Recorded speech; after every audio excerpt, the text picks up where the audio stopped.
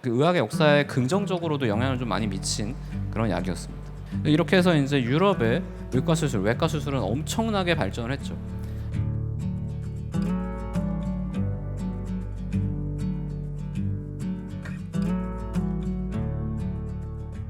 유럽에서는 아편을 복용을 했었거든요. 근데 그렇게 하면은 중독이 좀 덜 됩니다. 근데 청나라에서는 파이프 문화가 워낙 발달해 있었기 때문에 이 아편도 태워서 흡입을 했어요.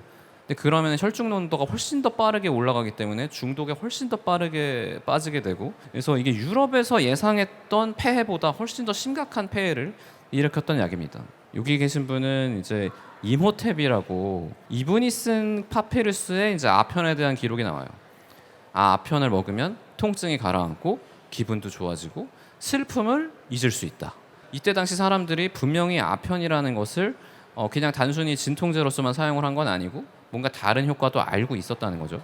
그리고 그리스에 보면은 일리아스, 어떻게 보면은 인류의 가장 오래된 서사시라고 하죠. 이게 이제 되게 정말 유명한 첫 문장으로 시작하는데, 여신이여 분노를 노래하소서, 이 첫 문장으로 딱 아주 멋있는 문장으로 시작하는 서사시죠. 여기에서도 이제 와인에 아편을 섞어 마시면은 설령 가족이 죽은 사람이더라도 반나절 정도는 슬픔을 잊을 수 있다. 이런 식의 표현이 나옵니다. 당시에는 굉장히 널리 쓰였던 약품으로 보여요. 근데 이제 중세 유럽이 생기면서 아편이 죄악시됩니다. 왜냐하면 중세 유럽은 이제 기독교적인 세계관이거든요. 기독교적인 세계관에서는 신이 주는 즐거움 말고 그 외의 즐거움은 다 죄악시됩니다. 그래서 중세 유럽 때는 이제 아편이 유럽 문명권에서는 좀 자취를 감추고요. 이게 오히려 이제 아랍으로 건너가서 아랍 문명권에서는 이제 아편이 많이 생기게 됩니다. 대만은 오히려 역사가 더 오래됐습니다. 이게 처음 발견된 게 빙하 시대에 살았던 것으로 추정되는 사람의 시신에서 대마가 나왔어요. 빙하기를 살아가는 사람들이 야생에 있는 대마를 어떻게든 사용을 했다, 그런 증거가 되겠죠. 기원전 6천년 전에 얘도 재배가 됐는데, 이게 개랑 더불어서 인간 덕분에 전 세계로 뻗어나가게 된 대표적인 작물 중에 하나입니다. 개도 사람이랑 따라다니면서 전 세계에 퍼진 거거든요. 그래서 개가 없는 곳은 없잖아요, 온 대륙 전체. 근데 대마도 그렇습니다. 사람들이 자꾸 들고 다니니까 뭐 씨가 떨어지던지 해가지고 자생하게 되고, 그리고 이 대마라는 식물 자체가 어디서든 잘 자라거든요. 그 근거로서 영어로 말하면 이제 캔나비스거든요. 근데 뭐 그리스어, 라틴어, 이탈리아어 뭐 다 비슷합니다, 발음이. 캔나스, 캔나이스 뭐 이런 식으로 다 발음이 비슷해요. 그 말은 어떤 한 곳에서 자생하던 거를 누군가 가져갔는데 여기서 유래해가지고 퍼지게 됐다는 증거 중에 하나죠.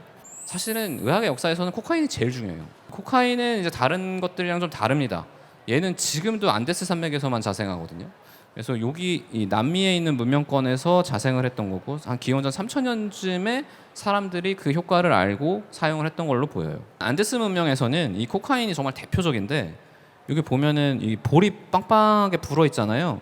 이게 코카나무 잎을 이렇게 계속 물고 씹다 보면 여기가 이렇게 나옵니다. 그래서 이게 이제 거기서 굉장히 만연하게 사용이 됐다는 건데, 이게 지금 우리가 알고 있는 코카인하고는 효과가 달라요. 커피 정도의 각성 효과. 왜냐면 이거를 이제 정제한 게 아니고 잎사귀를 씹은 거니까. 그러니까 이 당시 사람들한테는 굉장히 힘이 나는 그런 물질로 여겨졌겠죠. 그래서 이제 잉카의 신들은 코카나무 잎을 이렇게 양손에 들고 있어요. 그러니까 이 당시 사람들은 요건 진짜 신의 선물이다, 이렇게 생각을 했던 거죠. 그리고 요거는 이제 두개골이거든요. 구멍이 나 있는 두개골. 이런 걸 천두술 혹은 개두술이라 그래요. 두개골에 구멍 내는 거를. 근데 이거는 전 세계 어디서든지 했습니다. 많이 했는데 이 잉카 문명의 특징이 하나 있어요. 잘 살아요, 뚫고 나서. 왜냐면 그만큼 진짜 많이 했거든요. 근데 많이 할 수 있었던 이유는 이 코카가 마취 효과가 되게 강합니다. 그러니까 코카를 이렇게 막 바르고 하면은 통증을 잘 몰라요. 그러니까 두개골에 구멍 뚫고 있어도 잘 모릅니다. 그래서 여기서 진짜 많이 했었는데, 이 정교함이 어느 정도냐면은 20세기 초반 신경외과 수술과 비슷할 정도로 정교하게 잘했습니다. 왜냐면 워낙 많이 해가지고. 수술했던 이유를 보면 좀 이상하겠죠. 왜냐면 이제 20세기 초반엔 그래도 뭔가 해야 되는 사람한테 했다면, 여기서는 뭐 갑자기 누가 열나서 뭐 이렇게 경련한다든지 그러면 귀신 들렸나 보다, 머리에는 귀신을 빼야겠다, 그래서 이제 머리 열고 뭐 그랬다는 기록들이 많거든요. 근데 그때 이제 스페인의 콩키스타도르가 남미를 정복을 하고, 거기서 이제 금도 뺏어가고 무엇도 뺏어가고 많이 뺏어가잖아요. 근데 그 사람들이 되게 관심을 보였던 것 중에 하나가 코카나무 잎사귀입니다. 보니까 여기 있는 사람들 다 그거 씹고 그거 씹으면서 일하면 밥을 좀 덜 줘도 일을 잘해요. 그래서 본국에 보냅니다. 근데 정작 스페인에서는 전혀 관심이 없었어요. 이유가 당시에는 항해가 느리니까 배 타고 가다 보면 코카나무 잎이 다 썩어요. 그러니까 스페인에서는 뭐 얘네들은 뭐 쓰레기 같은 걸 보냈냐 이러고 이제 치우고 코카인에 대해서는 전혀 관심이 없다가 19세기 중반쯤에 코카나무 잎에서 코카인을 추출하는 거를 독일에 있는 화학자가 해냅니다. 미국 영화를 보시면은 미국 형사들은 잇몸에 발라요. 잇몸에 발라서 잇몸이 얼마나 빨리 얼얼하게 마취가 되는지를 확인합니다. 코카인의 마취 효과가 그 정도로 강하거든요. 그래서 실제로 이걸 국소 마취제로 썼던 적도 있고. 이 리도카인 혹시 치과에서 맞아보신 적 있으세요? 이게 코카인의 이름하고 비슷하잖아요. 여기서 유래한 건 아니지만 그 구조를 고쳐가지고 만든 겁니다. 가장 많이 쓰이는 국소 마취제가 어떻게 보면은 코카인의 영향을 많이 받은 거죠. 그 의학의 역사에 긍정적으로도 영향을 좀 많이 미친 그런 약이었습니다.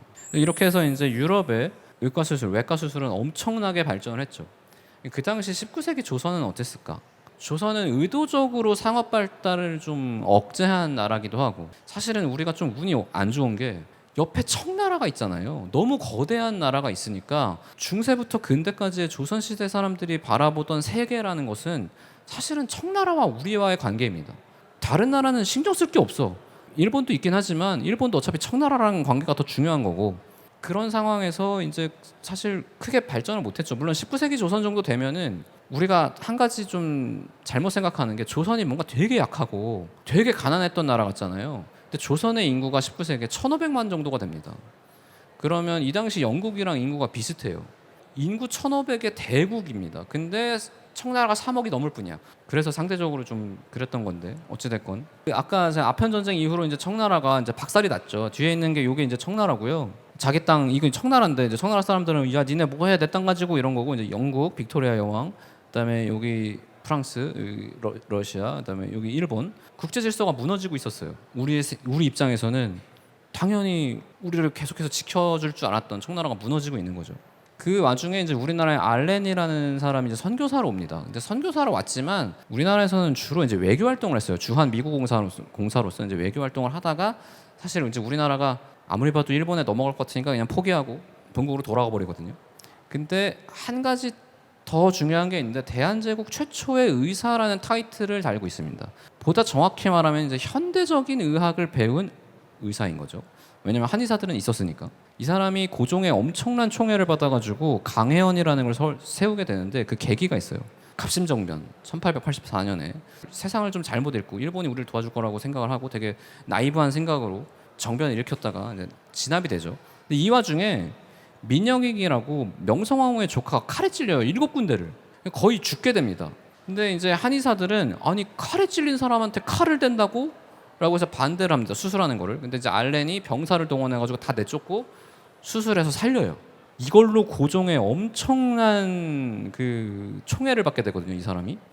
그래서 이제 아까 광해영 같은 것도 만들고 거기서 이제 현대식 진료를 해가지고 뭐 나름대로 몇 명의 한국인 제자도 키우고 그렇게 하죠. 그러다가 이제 돌아가 버리는데, 의학의 역사를 보면은 중세 유럽부터 근대 유럽까지 유럽에서 진짜 이상한 짓을 너무 많이 했거든요. 그 결과로 19세기 말 정도 되면 엄청나게 수술을 잘하게 되긴 합니다. 20세기 정도 되면 사실 비교를 못 하게 되고. 그래서 그런 것들이 의미가 있긴 했다.